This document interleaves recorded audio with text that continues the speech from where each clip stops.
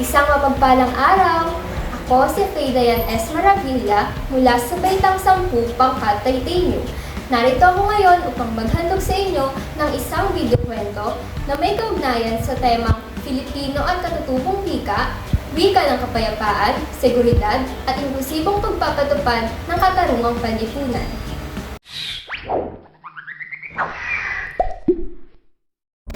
Celine, alam mo naman siguro kung paano kababa ng pababa ang dito sa subject ko, di ba? Pero miss, sinusubukan ko namang mag-excel sa subject nyo. Hindi ko lang talaga alam kung bakit hirap na hirap akong intindihin ang mga kahalagahan tungkol sa wika natin, ang mga mahalagang literatura sa ating kasaysayan. Ganto, may gagawin ka ba sa Sabado? Po? Bakit po? Maganda ka, aalis tayo. At sisiguraduhin kong uuwi kang mahal na ang signatura mo. Wow! Ang ganda! Nagugustuhan mo ba ang napapasadahan ng mga mata mo? Opo! Ang mga makalubang museo at simbahan, ang mga lupi ang puno sa paligid, at ang sariwang simoy ng hangin. Ang sarap sa pakiramdam! Halika! Narito tayo ngayon sa museo sa Intramuros. Mamaya naman ay pupuntahan natin ang Rizal Park o mas kilala noon sa katawagang Bagong Bayan. Alam mo ba na doon dinaril at namatay ang ating pambansang bayaning si Jose Rizal? Iikutin natin ang mga yun at sasabihin ko sa iyo ang istorya sa lahat ng mga bagay na makikita mo. Alam mo ba na ito ang pinakanagalarawan ng pamumuhay ng mga tao noon?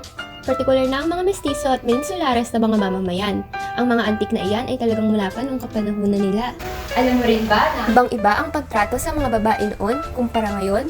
Hindi lang madalas ngunit nakagawian ng malit-malitin ang mga kababaihan noon dahil naniniwala ang lahat na sila ay pinanganak lamang upang pagsilbihan ang kanilang mga asawa at gumawa ng mga gawaing bahay. Nakikita mo ba ang mga mukhang iyan? Sila ang kilalang matatapang ng mga babae na lumaban upang makamit natin ang kapayapaan at kalayaan noon sa panahong dahas laban sa mga Indio ang namumutawi. Interesado po akong malaman kung sino sila. Ito si Maria Josefa Gabriela Carino de Silang o mas kilala bilang Gabriela Silang. Siya ay kilala bilang unang babaeng pinuno ng isang sandatahang grupo sa Ilocos. Sinundan niya ang yapak ng kanyang asawa na si Diego Silang. Nagawa niyang pamunuan at mapagtagumpayan ang kanilang laban sa loob ng 4 na buwan bago siya nadakip at paslangin.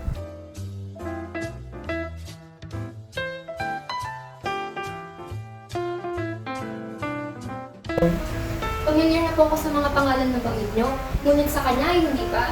Sino po siya? Alam mo bang sa lahat ng pinakamagigiting na babaeng kilala ko noon ay siya ang paborito ko? Iyan ay si Nieves Fernandez. Ang timeline niya naman ay noong World War II. Dating guro ngunit nang masaksihan ang pangabusong ginagawa ng mga sundalong Hapon sa mga Pilipino maging sa kanyang mga estudyante, natutong lumaban at protektahan sila. Noong una ay bilang isang assassin. Sinasabing nasa 200 ang mga sundalong kanyang napaslang at kalaunan ay naging una at huling babaeng guerrilla commander noong World War II. Nakamamangha!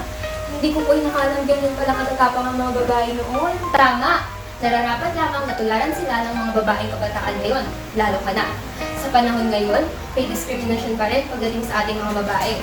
Huwag mo hahayaang makapekto yun sa'yo. Bagkus, patunayan mo na hindi ka lamang basta babae katulad ng iniisip nila. Paliwanag ba? Ito naman ang wikang baybay. Ito ang sinaunang alpabeto rito sa Pilipinas bago pa dumating ang mga Espanyol at may turong alpabetong Romano. Nakita mo ba ang librong iyon? Iyon ay ang Doktrina Kristiyana.